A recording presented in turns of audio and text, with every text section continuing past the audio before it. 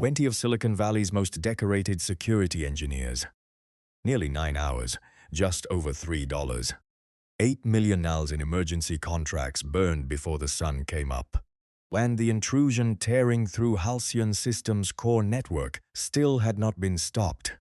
No one could explain why the most advanced defensive AI in the building kept failing. Not one sealed breach, not one severed connection, not a single clean log since the first alarm screamed at 2:14 that morning. Then the young head of security, out of options and stripped of his pride, turned across the humming server room floor toward the night maintenance man, quietly coiling a cable in the corner, and said, "You really think you can do better than all of them?" No one in that room knew what was coming. Follow now. The truth behind the single line of code that ended it is something you won't believe until you hear it for yourself. Leo Marsh woke at 4:40 in the afternoon, which was morning for a man who worked the graveyard shift, and the first thing he did every day was the same thing he had done for 4 years. He walked to the end of the hall, knocked 3 times on a door with a paper sun taped to it, and waited for the small groan on the other side. Nora answered the way she always answered, with a sigh that sounded older than 7 and the shuffle of socked feet across the floor. She opened the door with her hair standing up in one direction and her eyes still half asleep. "Is it pancake day?" she said, and it was not a question so much as a hope. Their house sat on a quiet street in Sunnyvale, a single-story place with a narrow porch and a garage that held more tools than any car deserved. Leo made pancakes on the days he could, and oatmeal on the days he couldn't, and this was a pancake day. He moved around the small kitchen in a set order, the way he moved through everything, because order was the thing that had kept the two of them upright since Grace died. He did not talk much while he cooked. He never had. Grace used to say he thought in a language that didn't need saying out loud, and after she was gone, he found he had even fewer words to spare. On the counter sat a battered blue lunchbox with a dented corner and a constellation of stickers Nora had applied over the years, some peeling, none removed. It had been Grace's idea, that lunchbox, back when Nora was 3 and refused to eat anything that wasn't shaped like something. Leo washed it every night by hand. He would have told you it was because it needed washing. That was not entirely why. After breakfast, while the light outside went gold and then thin, Leo and Nora sat on the garage floor with an old mechanical alarm clock spread out between them in pieces. It was a hand-me-down, a wind-up thing from a yard sale, and its gears had seized somewhere in the last decade. Nora wanted to make it tick again. She had been forcing a small brass gear against its neighbor for 5 minutes, her tongue between her teeth, her face getting red. "Or pushing," Leo said. "It won't go. It won't go because you're making it go where it doesn't want to." He took the gear from her fingers and held it up to the bare bulb, so the light caught its teeth. "You don't need to be strong to fix something like this. You need to find the joint that's already there and let the piece fall into it." He turned the gear a few degrees, felt for the place where it wanted to sit, and set it down. Seated with a soft click. "When it all gets tangled up and you can't see it," he said, "you don't add more force. We'll go back to the very beginning and you find the one thing that's in the wrong place." Nora watched his hands the way she watched everything, quietly, deciding what to think. His hands were worn in a way that didn't match a man who fixed clocks or ran cable. The pads of his fingers were smooth, polished almost, the way a stonemason's palms go smooth, except Leo had never laid a stone in his life.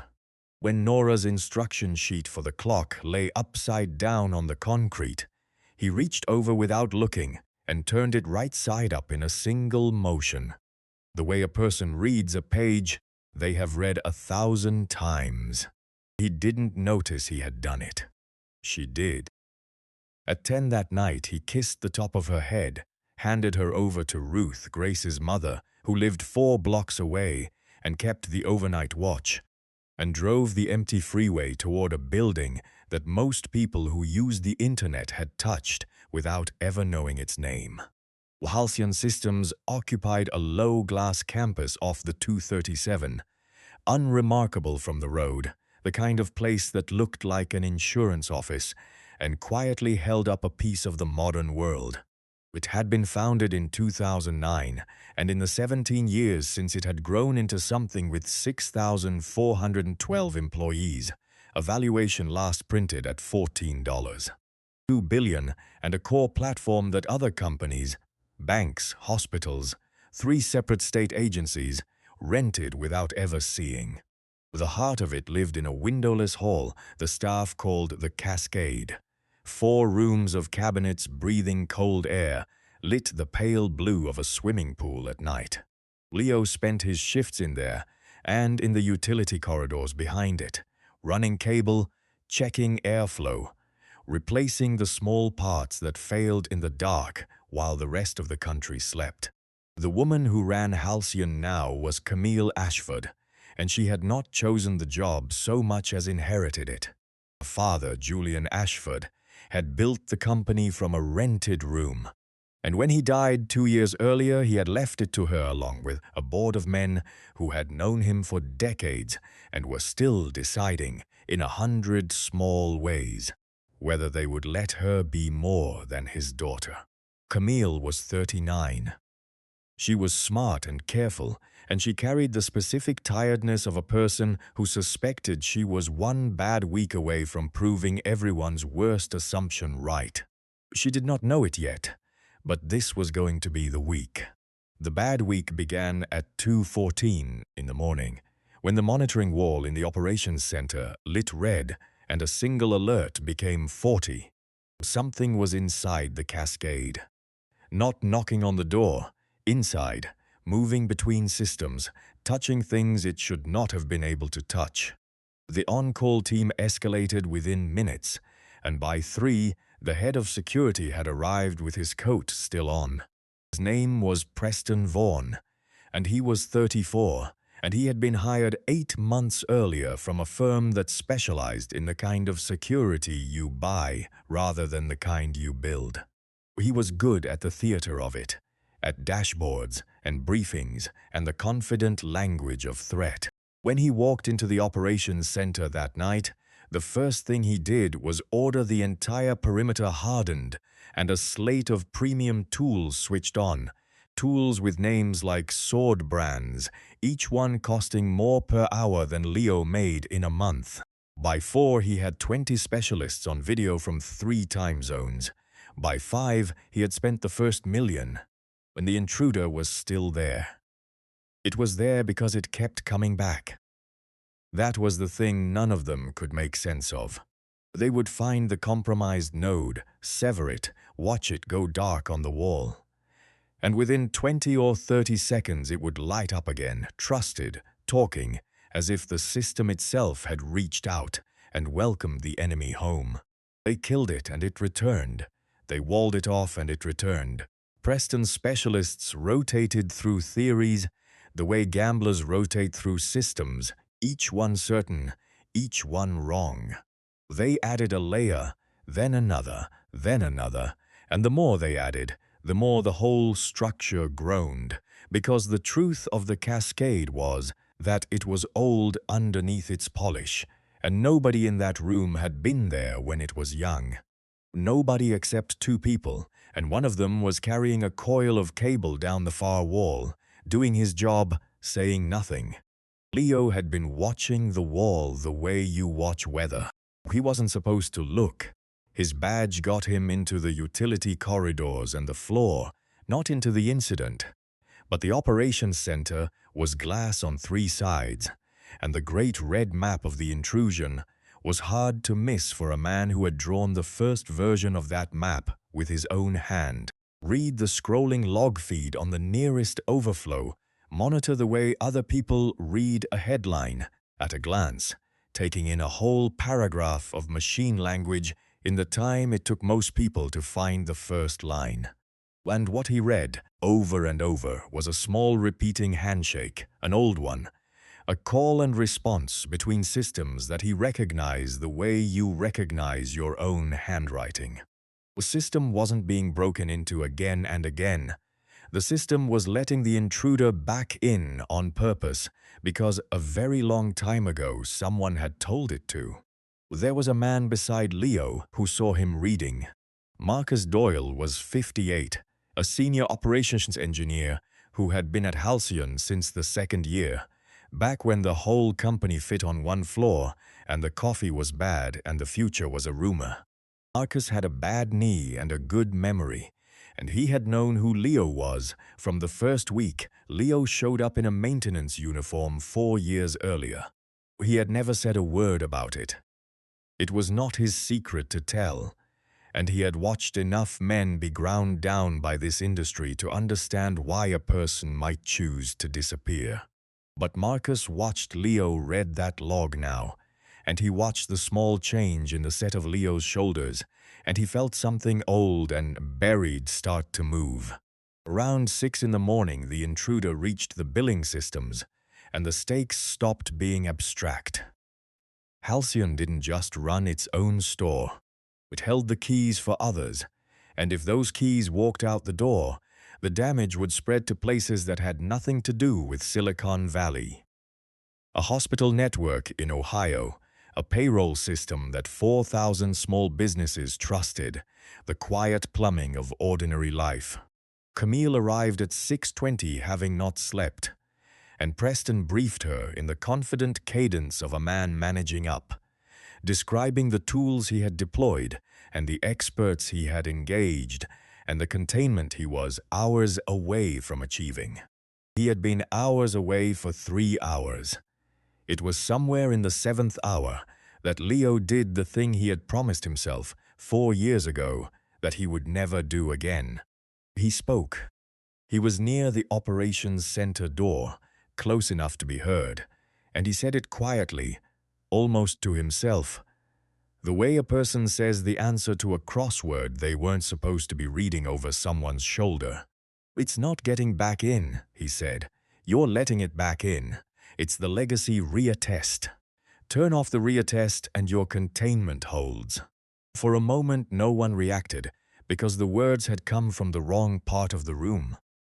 Then Preston turned around and located the source, and his face did the thing that faces do when the world briefly stops making sense. In front of him stood a man in a gray maintenance shirt with a name patch that said L. Marsh, holding a coil of cable, smelling faintly of the machine oil that never quite washed out from under his nails. "I'm sorry," Preston said, and the apology was a weapon. "Are you lost? The wiring closet is down the hall." A ripple of tired, ugly laughter moved through the room, the kind of laughter men reach for when they are frightened and need something smaller than themselves to stand on. Preston warmed to it. "This is a live incident on a $14 billion platform, and you want to tell me it's a, what did you call it, a reattest? Do you even know what that word means?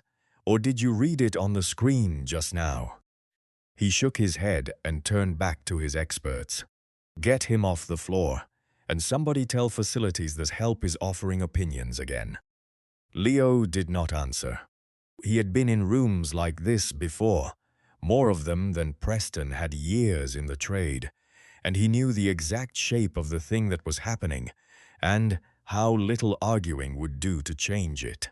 He set the coil of cable down against the wall, straightened, and looked once at the great red map on the wall, the map of a system he had designed. And then he looked at Camille.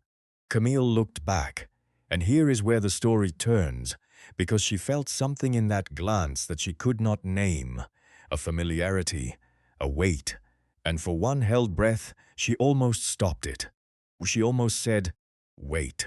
But Preston was talking about liability and chain of custody, and the danger of an unvetted employee near production systems during a breach, and the board was on a conference line asking why the platform was still bleeding. and she was 39 and tired and unsure whether she was allowed to trust a feeling over a credential.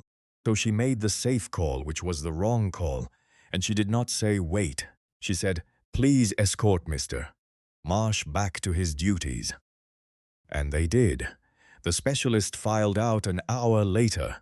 Not defeated, they would never call it that, but regrouping, moving to a conference room to draft what Preston called a continuity plan, and what the lawyers on the line were already calling a breach disclosure and worst-case timeline. The word bankruptcy had not been said. It had only been circled. When the operations center emptied of everyone whose title mattered, it left behind the low hum of the machines, a few exhausted junior analysts, Marcus Doyle, standing by the door with his arms crossed, and, because no one had bothered to walk him all the way out, Leo Marsh. Leo looked at the empty chairs. He looked at the wall, still red. He thought about a hospital network in Ohio and a payroll system 4,000 families were counting on. And he thought about the fact that fixing this would cost him the quiet life he had spent 4 years building. The anonymity that let him pick Nora up from school without anyone whispering. The peace of being no one. When then he thought about the clock on the garage floor and the one gear in the wrong place, and a 7-year-old's face turned up toward him with a belief he did not always feel he deserved. He sat down at a terminal. Marcus saw him do it and did not stop him. Marcus, in fact, quietly walked to the door and stood in it, so that anyone coming back would have to get past a 58-year-old man with a bad knee and a sudden immovable calm. What Leo did next took 11 minutes, and to anyone watching it would have looked like almost nothing, which is the truest thing about real expertise. It looks like almost nothing. He did not deploy a tool. He did not run a scan. He opened the raw audit trail, the append-only record that logs every action the system takes, the layer beneath the pretty dashboards, the place where machines cannot lie. And he read it the way he had read it 1,000 times until his eye found the rhythm he already knew was there. Every 20 to 30 seconds, a compromised node would present a handshake, an old credential format from the first version of the platform, and a routine called Re-Attest Legacy Peer would answer it, verify it against rules written in 2011, and hand the node a fresh certificate of trust. The intruder had forged that old handshake, and so every time the experts cut the connection, the system's own immune response, meant to heal the cluster and keep it from ever going down, reached out and retrusted the enemy within half a minute. The specialists, watching modern telemetry, had seen the enemy return and assumed a relentless attacker. What they were actually watching was a door that Leo himself had built long ago and had begged once to have removed. He understood the principle better than anyone alive, because it was his principle. A system's security is not the sum of the walls you add to it. It is the sum of the doors you leave open. Every feature, every fallback, every convenient bit of old code kept around, just in case, is a door. And the most dangerous doors are the ones so old that everyone has forgotten they exist. The specialists had spent 9 hours and millions of dollars adding walls. The fix was not another wall. The fix was subtraction. Leo found the call, one call, in the failover module that invoked the legacy reattestation. He did not need to rewrite the system. He did not need to be a genius in that moment. He only needed to be the one person in the building who remembered where the light switch was.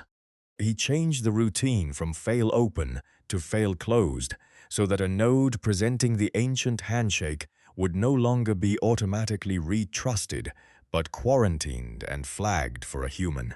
In the language of the machine, it was almost nothing. It was one line, a call, silenced. He committed the change.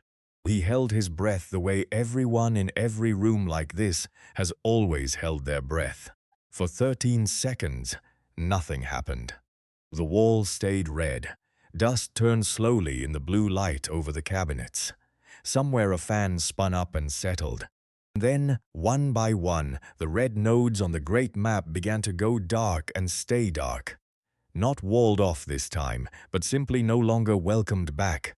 And the containment the experts had built, useless while the door hung open, finally closed around an intruder that could not be re-invited.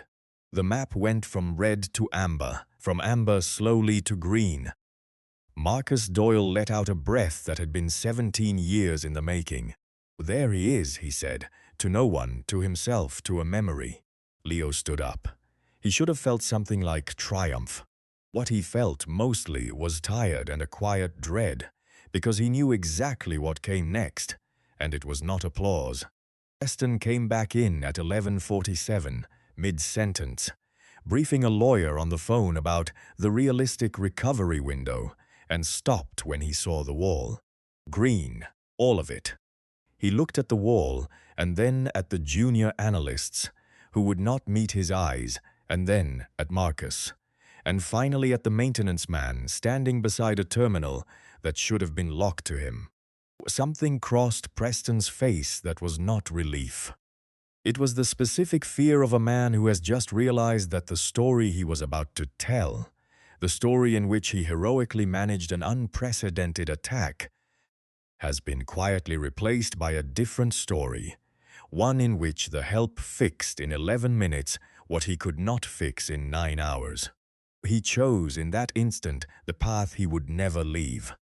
Who authorized this? Preston's voice climbed. Do you understand what you've done? Accessed production systems during a live incident, unsupervised, with no clearance. You've contaminated the entire forensic chain. Every log is now suspect. Every line of evidence compromised. We may never be able to attribute this attack because a janitor decided to play hero on a system he had no business touching. He was pointing now, his hand shaking slightly. This is a catastrophe. This is worse than the breach. It was, of course, exactly backwards, and some of the junior analysts knew it, and none of them were senior enough to say so. Camille had come to the door at the sound of his voice. She looked at the green wall. She looked at the timestamp scrolling on the overflow monitor. The intrusion contained at 11:31, 16 minutes, before Preston walked back in claiming to still be hours away. She looked at the man in the gray shirt, and she made the wrong call a second time, though this one she would spend a long time trying to understand. Because Preston was loud and certain and spoke the language of protocol, and because the board was on the line, and because the safest thing a frightened person can do is follow the rule instead of the truth, she said quietly, "Mr. Marsh, I'm going to have to ask you to leave the building while we sort this out. There's a process." "I'm sorry," Leo nodded. He had expected it. He walked to the corner, picked up the coil of cable, thought better of it, set it back down, and instead picked up nothing at all except the small battered blue lunchbox he had brought from home and left on a shelf by the door. His own lunch. In a box his daughter had decorated, because a man who works nights still has to eat. He held it in one hand. At the door he stopped, not to make a speech, because he was not a man who made speeches, but because Marcus was standing there, and Marcus said, low enough that only the two of them and Camille could hear, "You should tell them, Leo. After all this, you should let them know." Leo shook his head once. "It doesn't matter who I am," he said. "The door's shut.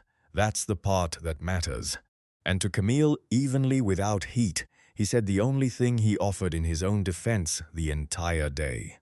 "Your logs aren't contaminated. Everything I did is in the audit trail, signed, time-stamped, and reversible. You can read it. I'd start by reading it." Then he walked out into the parking lot and the white noon light, and he drove to Nora's school, and he was early, and he sat in the car for a while with the lunchbox on the passenger seat before he trusted his hands to be steady enough to go in.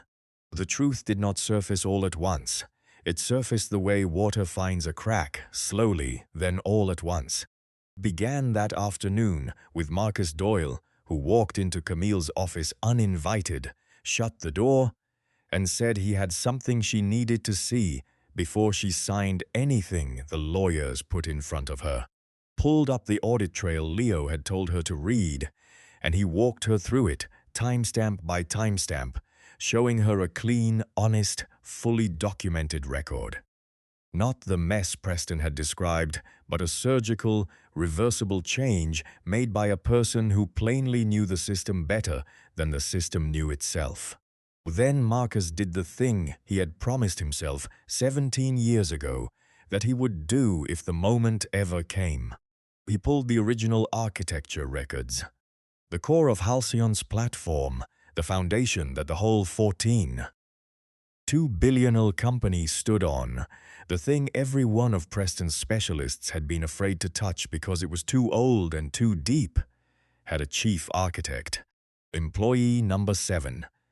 The person who had written the first version of the Cascade, the person whose initials were quietly stamped in the copyright header of the failover module itself, 3 characters that Camille had seen 10,000 times and never once read.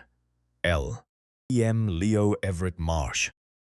The maintenance man on the night shift had built the thing they had all been too frightened to fix. Camille sat with that for a long moment. And then Marcus, gently, because he was a gentleman underneath the gruffness, told her the second half, the part that mattered more. He pulled an archived internal memo dated 11 years earlier, 2015. It was a technical warning, formal, careful, and unmistakably urgent, written by Leo Marsh to the executive team. In it, Leo laid out in plain language that the legacy re-attestation routine, re-attest legacy peer, the exact door the attacker had walked through that morning, was a critical liability, that it trusted anything speaking the old handshake, that it must be retired before the platform scaled to carry outside customers, when that leaving it in place to preserve uptime was trading a certainty of convenience for an eventual certainty of disaster. The memo had been overruled. There was a decision attached, a single line of executive sign-off declining to remove the routine, on the grounds that a launch deadline could not absorb the risk of touching the core. The name on that sign-off was Julian Ashford, Camille's father, and there was one more record, the one Marcus had kept the longest and hated the most. A year after the memo, a smaller breach had hit Halcyon, minor, contained, embarrassing, and the company had needed a face for it. The internal report, quietly buried, had assigned the failure to architectural decisions made by the platform lead. Language that pointed a finger at the one man who had written a memo begging them to fix the very thing that broke. Leo had been managed out within the quarter. His warning had been erased from the story. And in the same season, though the company records did not say this, and Marcus said it softly, Leo's wife, Grace, had been dying, and Leo had walked away from the industry that had rewritten his name, and he had chosen to spend whatever came next being a father instead of a legend. He had not disappeared out of bitterness. He had disappeared because he had a daughter and only so many years, and he had decided which of them he wanted. Camille closed the file and did not speak for a while. Then she asked Marcus one question. Why did you never say anything? You knew, for 4 years you knew. Marcus considered it, because he'd earned the right to be left alone, he said.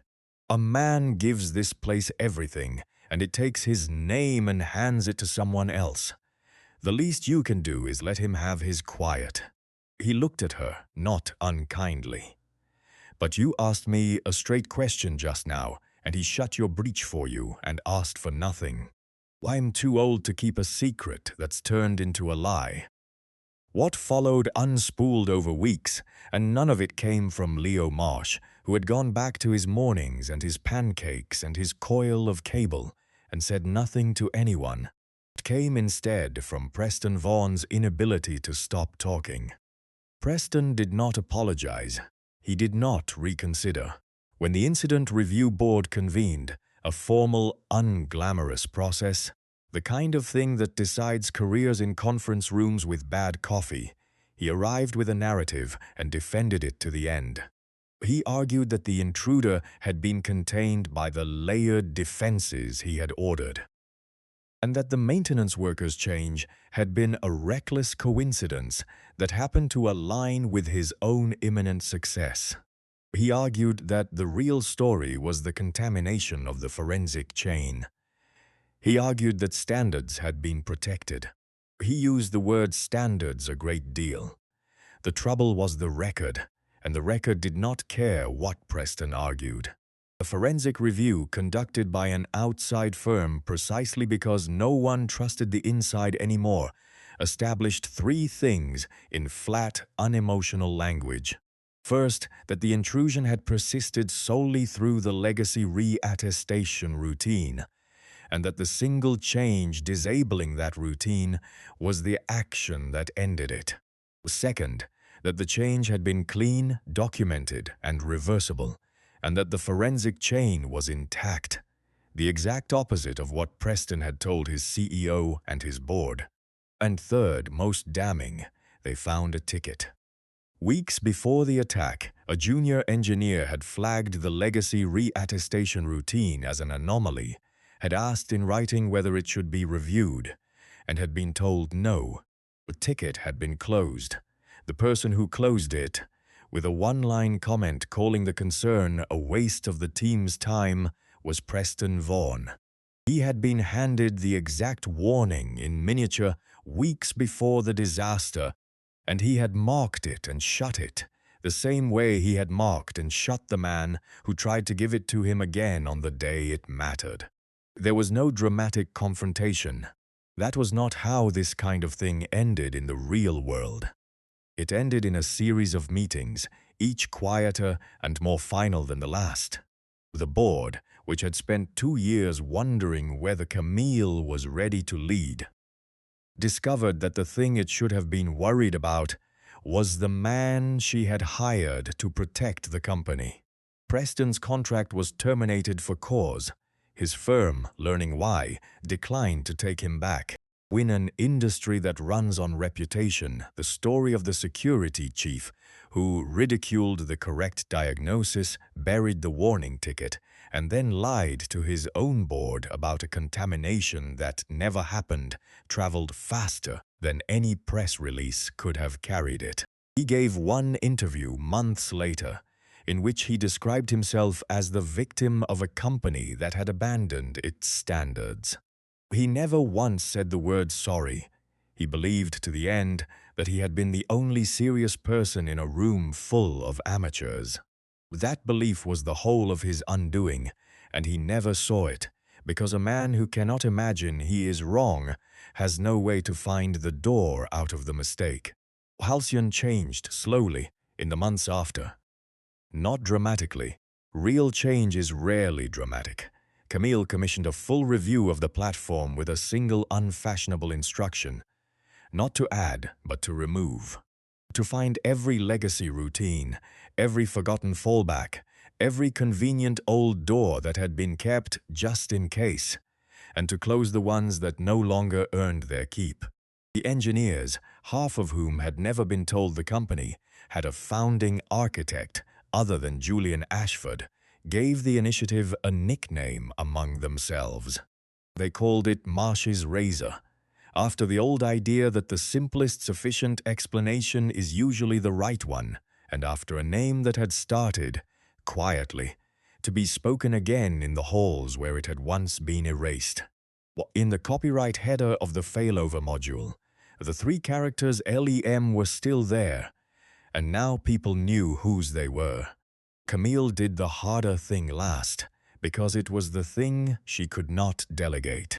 On a Tuesday in early spring, she drove to a small house in Sunnyvale with a paper sun taped to a window, and she knocked, and Leo Marsh opened the door in a t-shirt with a dish towel over his shoulder, and behind him a 7-year-old peered around his hip to see who had come. He did not look surprised. He looked, if anything, tired in a familiar way. "You read the audit trail," he said. Was not a question. "I read all of it," Camille said. "The memo, the sign-off, the report they buried. My father's name on it." She stopped, because the practice language she had prepared in the car had gone somewhere and left her with only the true thing. He was wrong. He was my father, and I loved him. And he was wrong, and the company spent a decade pretending you were the mistake, so it wouldn't have to admit he was. Well, I can't undo that. I came to say it out loud anyway. Leo was quiet. Nora at his hip studied the visitor with her mother's directness. Camille had come with an offer, and she made it, because she owed him the chance to say yes. She offered him the architecture back.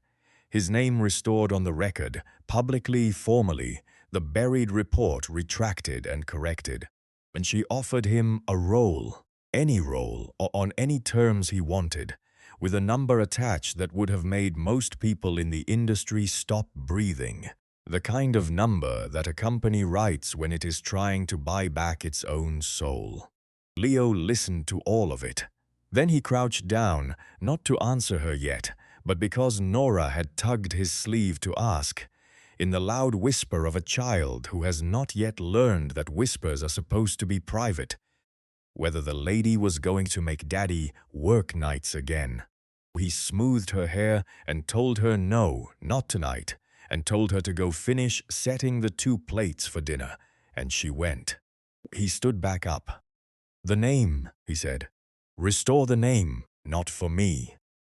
There are people who'll build things better if they know that memo existed, and that it was right, and that the person who wrote it wasn't the mistake."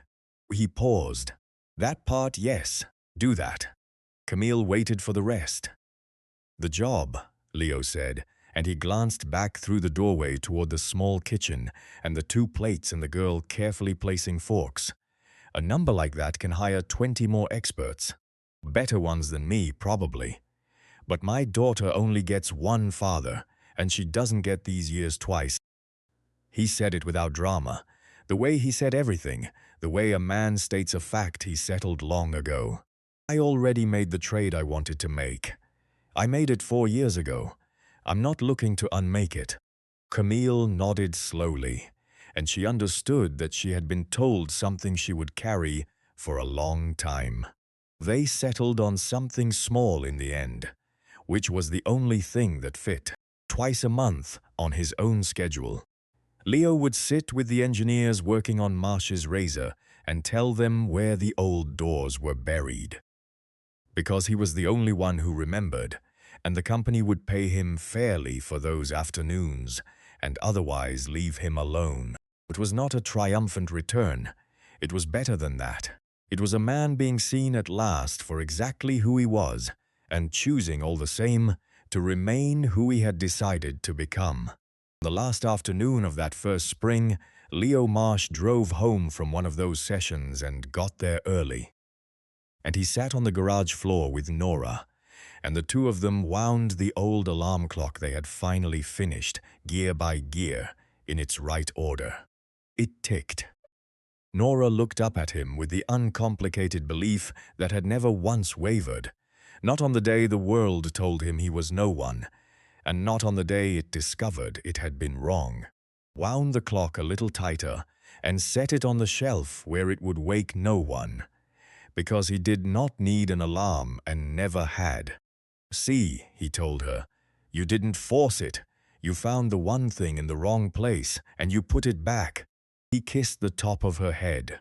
The clock ticked in the quiet garage, steady and small, keeping a time that belonged only to them. Why keep coming back to the memo? The warning written 11 years too early, filed away, and then used against the man who wrote it. I think most of us have been in some smaller version of that room, the one where the loudest voice wins, and the person who actually understands the problem is told to go back to the wiring closet. What moves me about Leo isn't that he was a genius. It's that he already knew what his years were worth, and no salary was going to talk him out of that math. If this story asks anything of us, I think it's this: to look twice at the quiet ones and to remember that competence rarely announces itself, and that the most valuable thing a person can defend is not their standing but their sense of what a life is actually for. This is a fictional dramatization written to explore a human truth, and every person, company, and event in it is invented. Any resemblance to real people, businesses, or incidents is entirely coincidental.